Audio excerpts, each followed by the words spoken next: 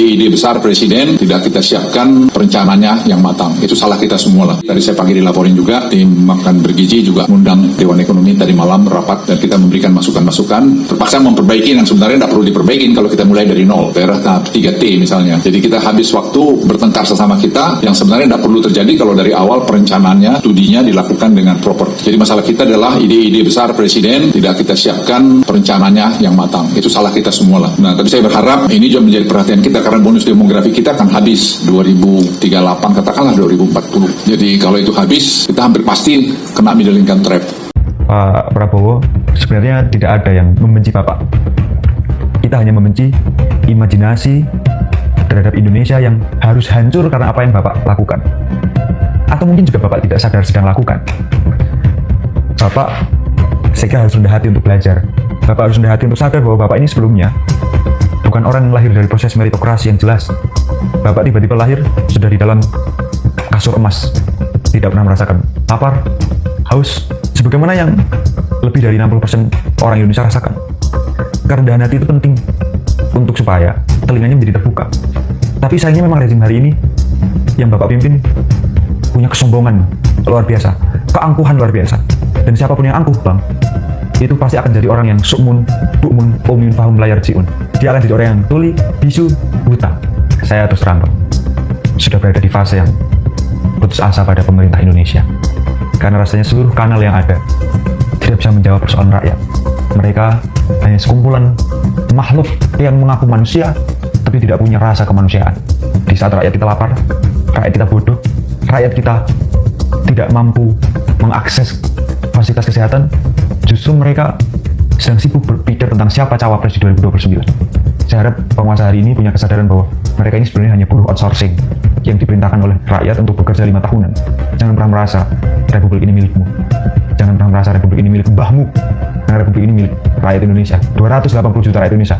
Bukan 10 orang terkaya, juga bukan 100 orang paling berkuasa. Milik seluruh rakyat Indonesia.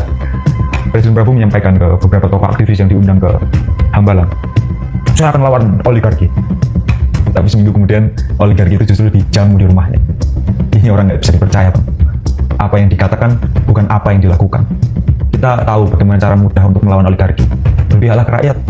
Buatlah undang-undang tentang pembatasan kekuasaan terhadap sumber daya alam, terhadap bisnis, sehingga oligarki tidak mampu lebih menggulitakan bisnisnya dan mematikan kemungkinan rakyat untuk menjadi sejahtera. Presiden Prabowo masih punya waktu 3,5 tahun. Syukur kalau beliau sehat sampai 2029 dan panjang usia. Tapi Pak Presiden sebagai orang yang sudah sepuh, saya harap panjenengan punya kesadaran bahwa tidak ada lagi yang panjenengan harapkan selain nama baik yang harus ditinggalkan. Gimana cara meninggalkan nama baik itu? Berpihaklah ke rakyat, dengarlah suara rakyat, lihatlah rakyat, di rakyat itu sendiri, tataplah mata mereka. Jangan hanya menatap data-data yang dikirimkan oleh bawahan Anda, yang tentu itu sudah dimanipulasi sehingga Bapak senang. Hari ini Bapak ada dalam situasi yang gimana caranya Bapak itu harus senang, tidak boleh marah. Itu bahaya. Presiden Prabowo itu tidak pernah punya tema lain ketika pidato selain MBG. Apapun forumnya, siapapun orang yang ditemuinya, selalu MBG narasinya.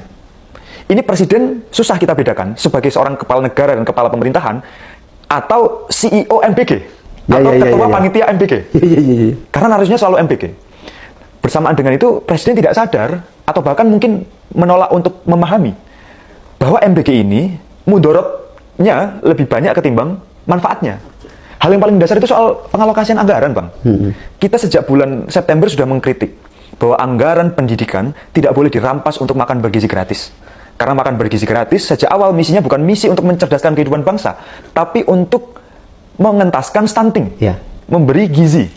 Artinya lebih masuk akal kalau memakai anggaran kesehatan ketimbang anggaran pendidikan. Atau di Depsos. Atau ada anggaran khusus yang memang MBG tanpa mengklaim anggaran yang lain. Karena kan ada undang-undang sisdiknas 20% kan? Yes, mandatory spending jelas dalam undang-undang dasar bahwa anggaran pendidikan itu sekurang-kurangnya dialokasikan oleh pemerintah 20% dari total APBN.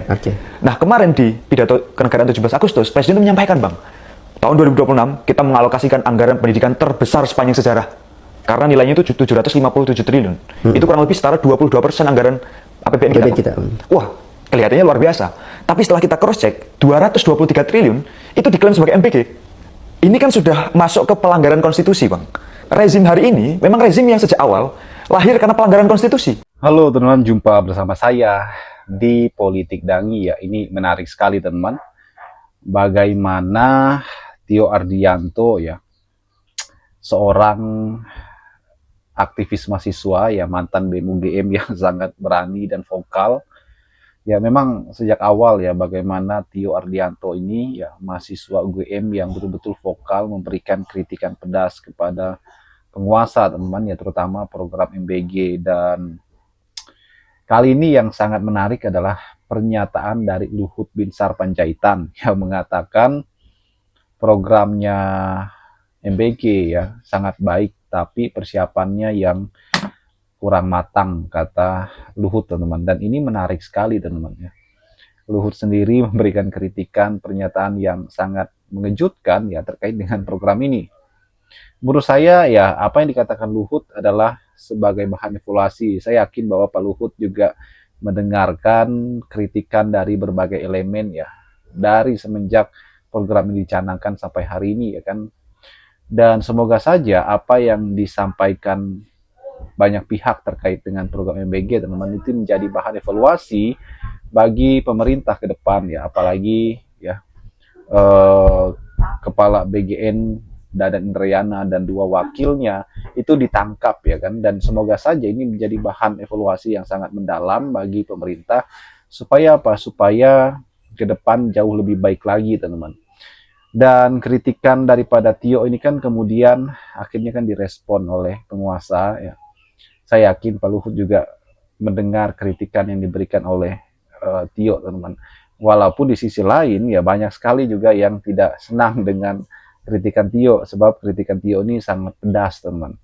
Kritikan Tio ini sangat luar biasa sehingga banyak yang kemudian kepanasan ya, bahkan Tio sampai dilaporkan kan. Tapi kita akui lah bahwa Tio ini mahasiswa yang sangat berani, sangat tegas, sangat berkompeten. Tio adalah mahasiswa yang sangat vokal ya terkait dengan isu-isu yang ada teman-teman ya. Inilah calon-calon pemimpin masa depan ya, generasi-generasi emas masa depan ya. Karena mereka betul-betul berani bersuara ya, tidak gentar ya, apalagi sampai dilaporkan ya. Tio pun meresponnya dengan santai ya. Kita harus kata Tio ya, harus kalau dipanggil ya kita datang memberikan keterangan dan sebagainya.